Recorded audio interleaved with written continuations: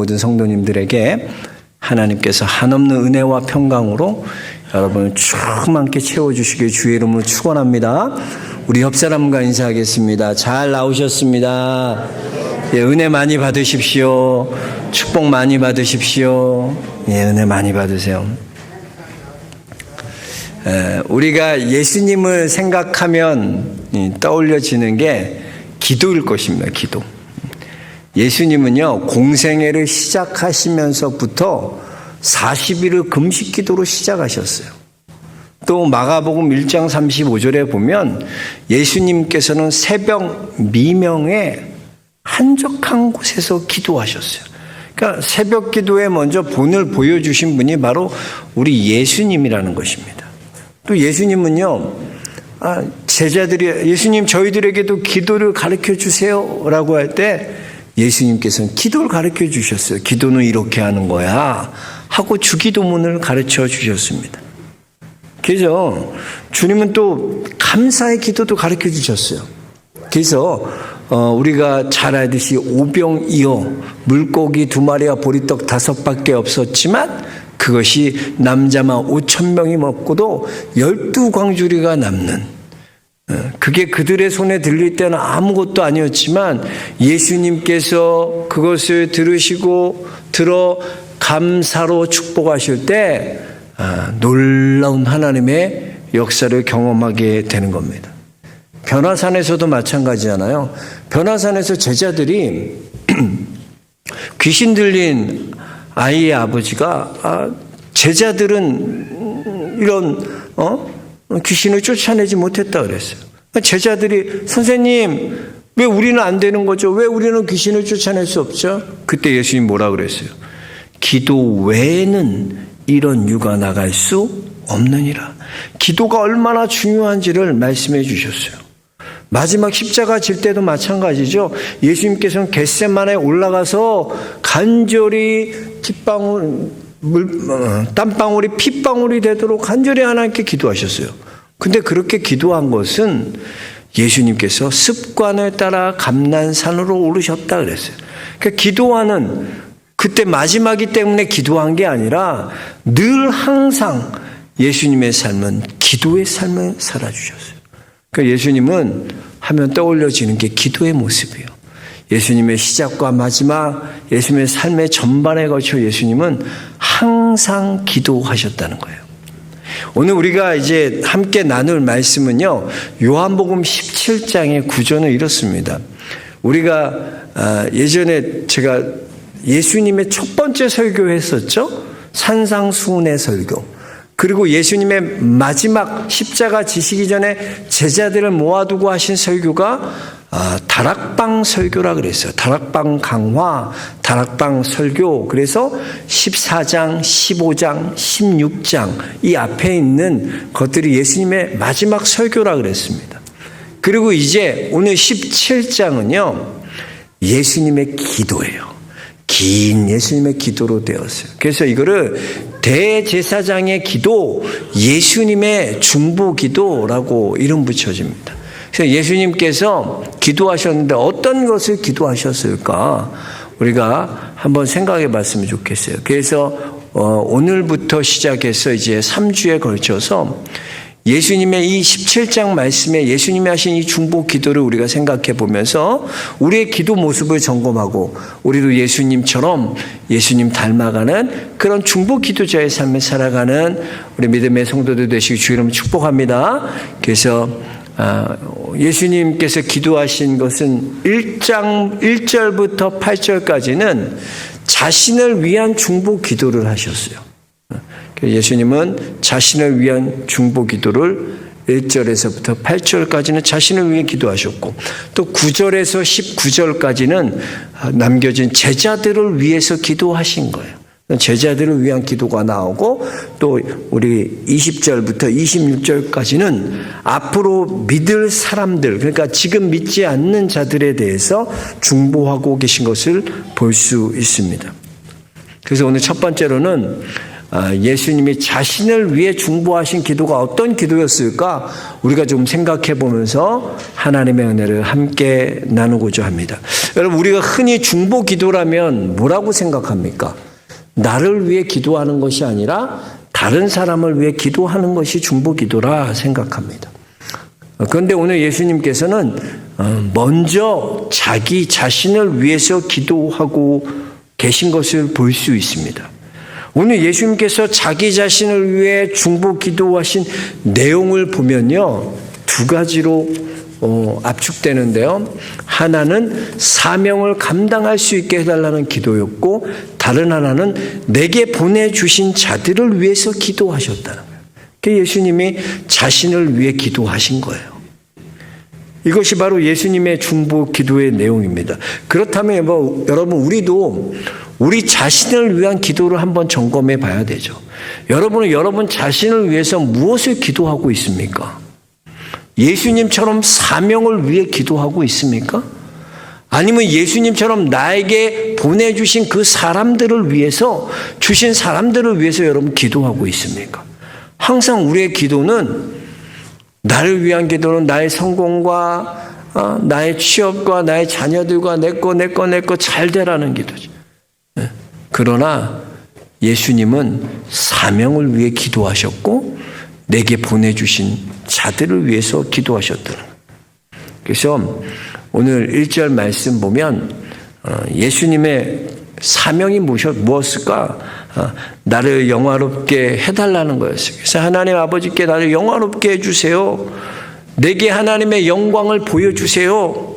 내게 영광을 달라는 거예요. 하나님 내게 영광을 주세요. 왜 하나님께 영광을 구하셨을까? 내가 영광이 있어야 그 영광을 아버지께 다시 돌려드릴 수 있기 때문에요. 그렇잖아요. 사람이요, 돈이 있어야 돈을 줄 수 있잖아요. 우리가 자녀들 돕고 싶은데 나에게 주머니에 돈이 없어. 어떻게 도울 수 있어요? 사랑도 그렇지 않아요, 여러분? 내 안에 사랑이 없는데 누굴 사랑할 수 있을까요? 아니에요. 내 있는 것으로 하는 거예요. 영광도 마찬가지예요. 왜 영광을 달라고 그러나? 내 안에 영광으로 가득 차야지 그 영광을 드릴 수 있는 거예요. 그 사도행전 3장에 보면 베드로와 요한이 제9시 기도 시간에 그래요.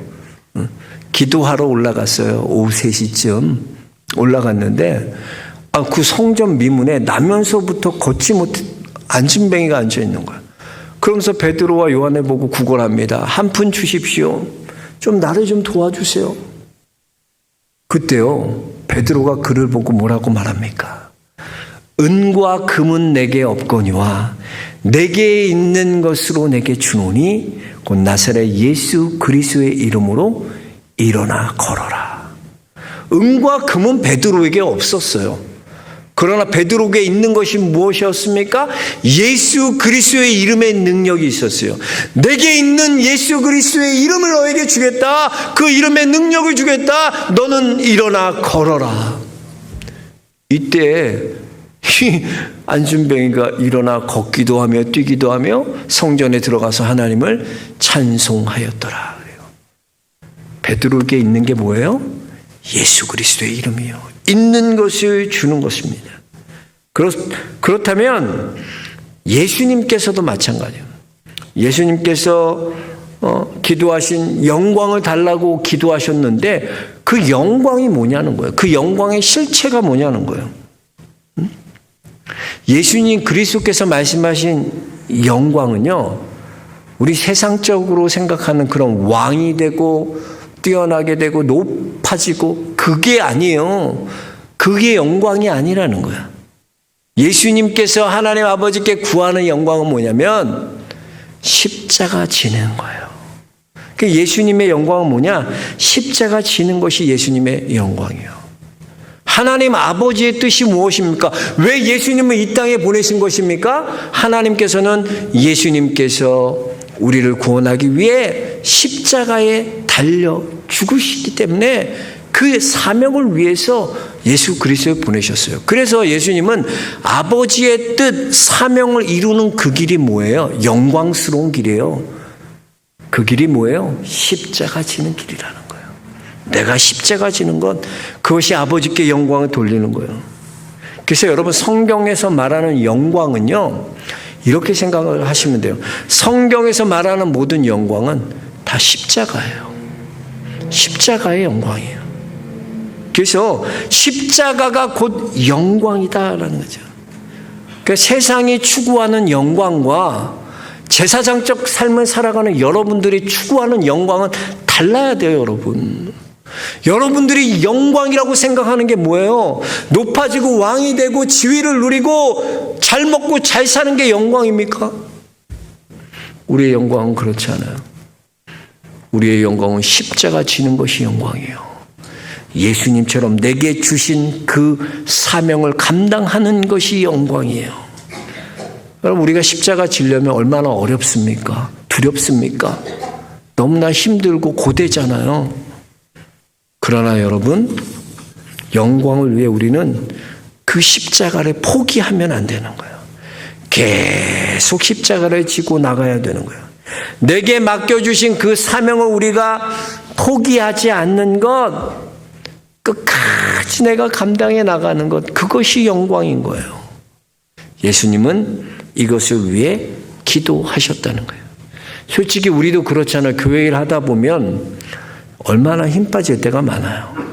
주일학교 교사도 봉사 내가 이렇게 했는데도 아무도 알아주지도 않고 아이들은 변화되지도 않는 것 같고, 그럴 때마다 내가 교사해야 되나 포기하고 싶다. 수없이 그런 마음 들 때 있어요. 찬양대 찬양할 때도 내가 이 찬양대 정말 해야 되나? 이 십자가 내가 해야 되나? 포기하고 싶을 때가 얼마나 많아요. 교회 봉사해 보세요. 좋은 소리 안 해요. 저는 뭐 잘난 체 한다. 뭐 교회에서 저렇게 튀게 저러냐. 사람이 좋게 보질 않아. 뭘 하면. 그게 당연한 거예요. 시험 들어가지고 내가 이런 봉사 다 내려놓고 포기하고 그만둬야지. 수없이 그런 마음 들 때가 있어요. 실제적으로 그래요. 그럴 때 여러분, 그 사명을 위해 기도하십시오. 그 십자가를 위해 기도해요. 그 십자가를 계속 지고 나아가는 것, 그게 영광이에요. 그 길 가야 된다는 거예요. 예수님은 그 길 가겠다는 거예요. 이것이 바로 예수님께서 자기를 위해 기도하신 중보예요. 여러분, 여러분은 사명을 위해 기도하고 계세요? 사명을 위해 기도하는 게 날 위해 기도하는 거라니까? 그게 날 위해 중보하는 거라니까? 우리는 뭔가 성공하고 잘 되고 이게 날 위해 기도하는 거라고 생각하는데, 나를 위해 중보하는 것은 내게 주신 사명을 위해 기도하는 거예요. 저는 우리 영락의 성도님들이 이 사명을 위해 기도하는 믿음의 성도들 되시기 주의 이름으로 축복합니다. 그 예수님께서는요, 이 사명을 어떻게 이루어 가시나? 자신의 모든 권세를 다 사용해서 그 사명을 이루기를 구하고 계세요. 그래서 보면 우리가 2절 말씀 한번 같이 읽어볼까요? 2절 말씀 같이 한번 다시 읽어보겠습니다. 아버지께서 아들에게 주신 모든 사람에게 영생을 주게 하시려고 만민을 다스리는 권세를 아들에게 주셨음이로소이다. 자, 보세요. 여기 영생이라는 단어가 나오고요, 권세라는 단어가 나옵니다. 여러분, 예수님께서 자신에게 모든 주신 그 권세를 지금, 그 권세가 뭐예요? 힘이고 파워 아닙니까? 권세는 힘이에요. 파워예요. 그걸 뭐냐? 영생을 얻는데, 생명을 얻는데 사용하신다는 거예요. 그러니까 예수님의, 여러분, 우리의 모든 힘과 능력과 내게 주신 모든 것을, 은사들을 다 써서 우린 뭐 해야 되는 거예요? 영생을 얻는데, 생명을 얻는데 그 길을 가야 된다는 거예요. 그 사명을 이루는 것이 위에서 기도해야 된다는 거예요. 예수님은 자신에게 주신 모든 권세를 바로 이렇게 사명을 이루는 데 온전히 사용했어요. 영생을 얻는 그 일에 여러분 모든 걸 사용하시는 거예요. 그렇다면 여러분, 영생이 뭡니까? 우리가 영생이라 그러면 영원히 죽지 않고 살아나는 것, 그걸 영생이라고 생각해요. 자, 요한복음에서 분명하게 영생에 대해서 말하는데 우리 3절 말씀 같이 한번 다시 읽어보겠습니다. 영생이 뭡니까? 시작. 영생은 곧 유일하신 참 하나님과 그가 보내신 자 예수 그리스도를 아는 것이다. 아멘. 이게 영생이야. 영생이 뭐라고요? 하나님을 아는 것과 하나님이 보내신 예수 그리스도를 아는 것, 그것이 영생이라는 거예요. 여러분, 여러분의 물질과 여러분의 모든 것을 들여서요, 뭘 해야 되나? 사람들에게 이 영생을, 이 생명을 심어줘야 돼요. 예수 그리스도를 알려주는 게 영생이에요. 내가 알고 있는 그 예수 그리스도를 심겨주는 게 영생이에요. 그 일을 해야 된다는 거예요. 그 일을 위해서 여러분, 나의 모든 물질도 시간도 무엇도 다 그 일을 위해서 드리는 거예요. 응? 왜? 이 생명이 심어져야 살아나는 거예요. 육을 심으면요, 썩어질 것밖에 얻을 수 없어요. 다 썩어지는 거예요. 그러나 생명을 심으면 살아나요. 살아나. 죽었던 자도 생명이 심어지면 살아나요. 예수님 십자가에 달리실 때 두 강도 봐요. 오른편의 강도가 뭐예요? 주님을 영접하잖아요. 받아들이잖아요. 복음을 예수님 받아들이잖아요. 내가 함께 나와 낙원에 있으리라. 오늘 내가 나와 함께 낙원에 있으리라. 구원받는 영생을 얻게 됩니다. 여러분, 우리 자녀들에게 여러분 뭘 물려주고 싶으세요? 성공해라, 좋은 대학 가라, 취업 잘해야 된다, 결혼 잘해야 된다, 성공해야 된다. So what? 그래서 뭐 어쩌라고요? 그거 해서 뭔데요? 그게 생명을 살립니까? 성공하면 생명이 나요? 성공하면 생명을 얻어요? 좋은 대학 가면 여러분 생명을 얻습니까? 영생합니까? 아니야. 지금 해야 될 것은 영생, 이 생명을 살리는 그 일에 집중해야 되는 거예요. 집중해야 돼요.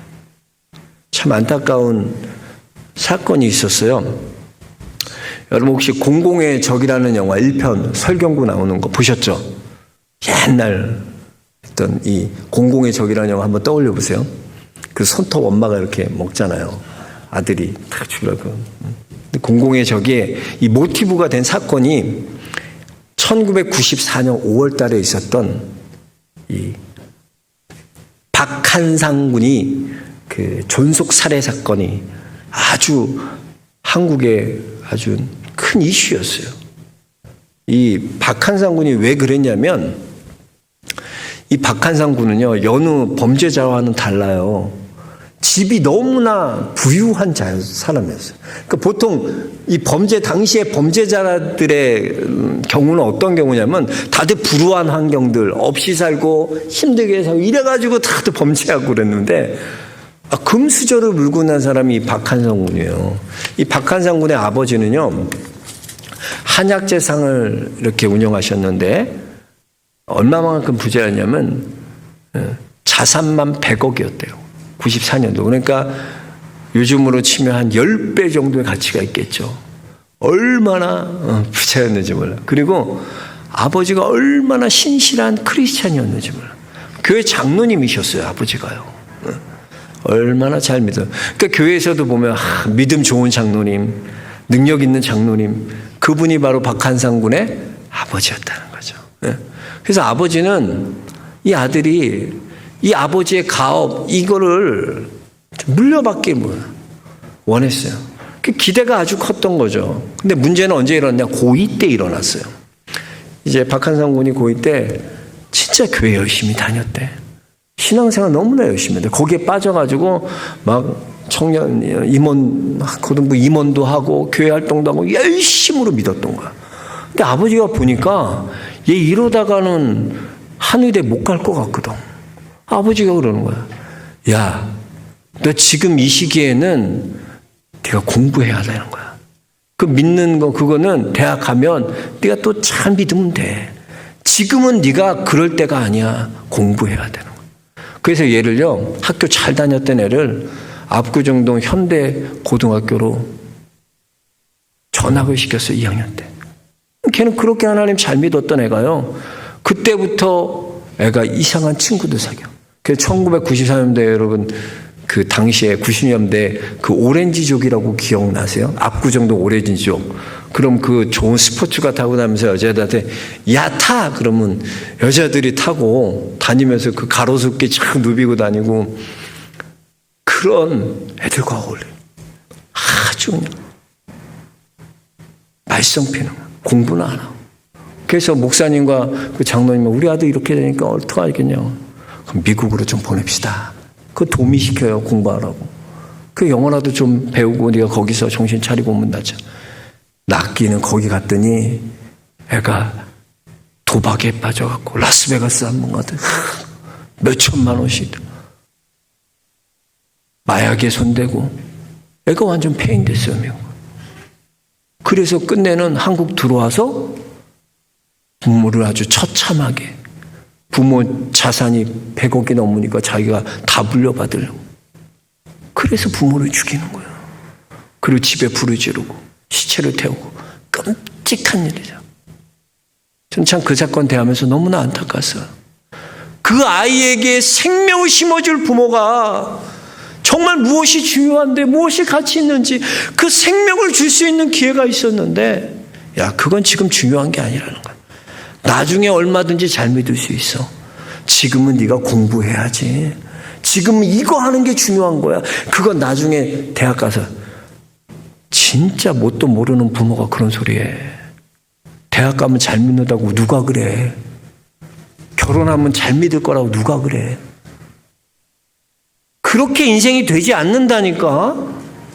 지금 내게 중요한 이 영생을 살리는 애 왜 예수님께서 모든 권세를 다 쓰셔서 이 일을 하기를 기도합니까? 이게 가장 귀한 것이기 때문이야. 지금 귀한 일 그거 해야 돼. 그거. 그 일을 위해 기도하는 거야. 여러분 생명을 살리고 영생 이 일을 할 수 있도록 하나님 내게 나의 모든 힘과 에너지가 거기에 사용할 수 있도록 도와달라고 예수님처럼 기도하는 여러분 되시길 주의 이름으로 축복합니다. 둘째로 예수님은 내게 주신 사람들을 위해 기도하셨다는 걸 꼭 기억하세요. 우리 6절 말씀 한번 다시 읽어볼까요? 세상 중에서 내게 주신 사람들에게 내가 아버지의 이름을 나타내었나이다. 그들은 아버지의 것이었는데 내게 주셨으며 너는 아버지의 말씀을 지켰나이다. 자 보세요. 여기서 보면 내게 주었다 내게 주었다 계속 나와요. 예수님께 주신 사람이 있듯이 여러분에게도요 하나님이 붙여주신 사람이 있어요. 여러분의 남편 왼수가 아니라니까. 내게 주신 사람이야. 여러분의 말썽 피는 자녀들 이런 진짜 이 혹덩어리들 쓰레기들 니네들 필요 없어. 아니야. 내게 주신 자들이야. 내게 주신 자들. 내게 주신 형, 내게 주신 누나, 내게 주신 성도, 내게 주신 다 내게 주신 거예요. 그러니까 여러분 이 생각 우리가 이 가치를 가져야 돼요. 내게 주신 자다. 왜 아내가 귀합니까? 이뻐서 귀해요? 요리 잘해서 귀해요? 내 말 잘 듣고 순종적이어서 귀해요? 아니에요. 하나님이 내게 주신 자기 때문에 귀한 거예요. 예수님이요 제자들 보세요. 예수님 제자들 뭐 쓸모있는 사람이 있어요? 다들 수준 미달이고 엉터리고 실패하고 배신하고. 근데 예수님 뭐라고 말하나? 내게 주신 자들이다. 아버지께서 내게 주신 자들이야. 여러분 이 생각을 가져야 되는 거예요. 여러분이 만나는 사람들 그냥 그런 사람이 아니에요. 예수님이 내게 주신 자들이라는 거예요. 내게 주신 사람 마음에 들지 않는다고 내가 바꾸고 내가 선택하는 게 아니라는 거예요. 내게 주신 자들을 주님 나는 받아들이겠습니다. 그래서 우리는 어떻게 구해야 되냐면 주님 내게 주신 자들을 내가 감당할 수 있도록 내게 힘을 달라고 기도해야 돼. 내게 주신 자들을 바꿀 거요? 아니면 뭐 버릴 거요? 아니야. 내게 주신 자들을 주님 내가 감당할 수 있도록 주님 내게 힘을 주세요. 기도해야 된다. 그리고 이렇게 내게 주신 사람을요, 우리는 하나님과 묶어 드려야 돼요. 오늘 8절 마지막 절 보니까요, 나는 아버지께서 내게 주신 말씀들을 그들에게 주었사오며 그들은 이것을 받고 그랬어요. 나는 아버지께서 내게 주신 말씀들을 그들에게 주었어요. 여러분, 이것이 바로 내게 주신 자를 양육하는 거예요. 우리 예수님도요, 하나님의 말씀으로 그들을 묶어드렸어요. 하나님과 묶어드리는 거예요. 우리가 어떻게 내게 주신 자들을 양육할 수 있나, 기를 수 있나, 가르칠 수 있나, 이게 답이야. 하나님과 묶어드리는 거예요. 여러분, 여러분에게서 무슨 선한 것을 배울 수 있겠습니까? 내가 선하지 않은데 어떻게 선한 것이 나와요? 여러분이 한테 배우면요, 여러분을 넘어서지 못해요. 그래서 혈기 내는 사람과 같이 배우면 나도 그 혈기를 배우게 되고, 자랑하는 사람 옆에서 배우면 나도 자랑질하게 되고, 그 수준이에요, 그 수준. 그래서 우리는 나를 보고 배운 게 아니라 하나님과 묶어드리는 사람이 돼야 돼. 예수님조차도요, 자기의 말을 가르치신 것이 아니에요. 아버지께서 내게 주신 그 말씀을 그들에게 가르쳤다 그랬어요. 예수님인데도 불구하고 예수님은 하나님과 묶어드리는 거예요. 그럴 때요, 어떻게 되나? 그들에게 하나님과 묶어드릴 때 그들이 예수님은 하나님께서 보내신 분이구나, 그것을 깨닫게 된다는 거예요. 그렇습니다, 여러분. 내게 주신 자들을 바르게 양육하는 것, 나는 철저히 죽어야 돼요. 내 걸로 배우는 게 아니야. 그들에게 하나님께 주목하게 만들어드리는 거예요. 교회에 오면, 새신자들이 왔으면, 교회 성도들 왔으면 자꾸 세상 얘기하고 이것저것 얘기해서 여리 보고 저리 보고 하지 않게 하나님만 보이도록 하게 해야 돼. 하나님과 묶어줘야 돼요. 그래서 여러분, 100대의 피아노를 조율하기 위해서는요, 그 옆에 있는 피아노에 맞추면은 절대 조율이 안 돼요. 다 틀려, 소리가. 한 대의 피아노에 99대의 피아노를 맞춰야 돼. 그래야 조율될 수 있는 거야. 교회는요, 바로 그거예요. 하나님 한 분만 바라보게 만드는 것. 여러분이 어떻게 양육하나, 내가 어떻게 할까가 아니에요. 하나님 한 분만 바라보게 하고 주님 한 분만 바라보게 하면 하나님이 하시는 거야, 하나님이. 그래서 우리는 하나님과 예수님과 묶어드리는 것, 그것이 우리가 해야 돼요. 그것이 사람을 기르는 것입니다.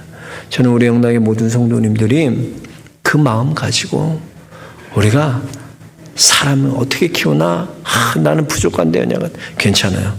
교회 와서 하나님 보게 만드세요. 교회 와서 주님만 보게 만드세요. 그러면 그 사람이 알게 돼. 깨닫게 돼. 그래서 여러분, 오늘 예수님께서 첫 시간, 예수님께서 무엇을 위해 기도하셨다고요? 2가지입니다. 예수님은 사명을 위해 기도하셨어요.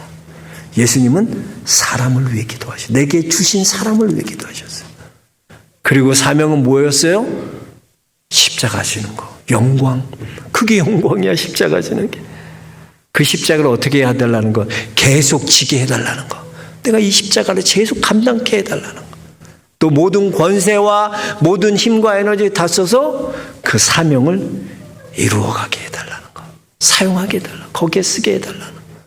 그리고 예수님은 사람들에게, 그 사람들을 위해서 기도해요. 내게 주신 사람들이라고 생각하는 거야. 여겨주는 거야. 내게 주신 사람들이지. 그렇기 때문에 주님, 내가 선택하고 내가 버리는 게 아니라 주님, 내가 이들을 감당할 힘을 달라고 하세요.